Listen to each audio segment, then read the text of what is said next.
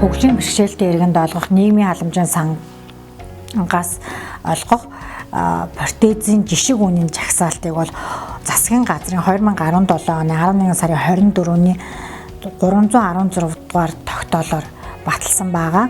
Үүнд бол дээд мөчний протез, доод мөчний протез, протезийн бусад хэрэгсэл гэсэн 3 ангиллалт оруулсан.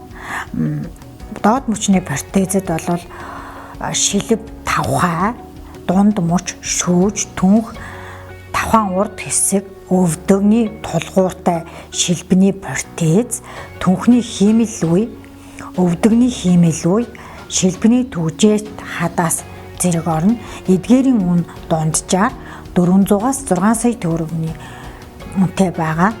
А2 буюу дээд мөчний протезэд мөр, буугалга, шуу, сарвуу, гарын хуруу зэрэг орох бөгөөд эдгээр протезүүдийн үн нь 30,000-аас 400,000 төгрөгийн хооронд жишг үнэтэй байна.